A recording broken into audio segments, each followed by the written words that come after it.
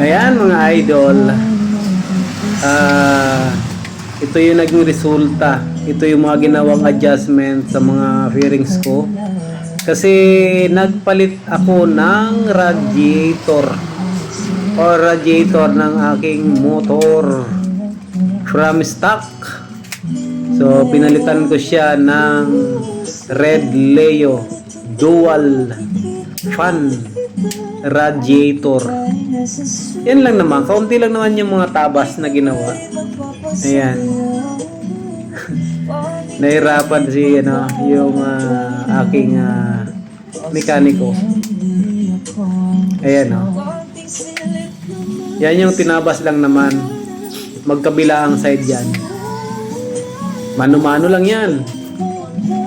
Ayan Kaya sa mga nagbabalak magpalit ng or mag-upgrade ng radiator, ayan, pag-isipan nyo muna ng maigi.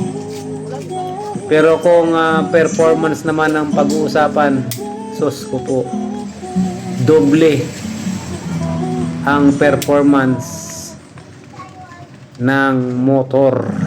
Ayan talagang ibibigay sa iyo yung best. Yan yung yan yung ginawa ng aking mekaniko.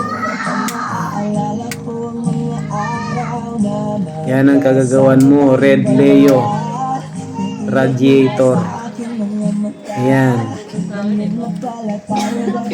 Maganda naman. Kahit rat-ratin mo yung silinyador, walang problema. Yun. Ayan guys, so pag-isipan nyo na maigi kasi hindi biro. Hindi na maibabalik yung mga tinabas. Not unless kung papalitan ng bago. Ayan. Sa akin ganyan talaga ginawa mano-mano pa. Okay? So pwede naman sanang yan, tabasin na sa pamamagitan ng tawag nito, yung grinder. Pero ayan ang ginawa, mano-mano, tabas. Kaya medyo natagalan. Ayan so pag-isipan nyo guys. You have to think more and more and more.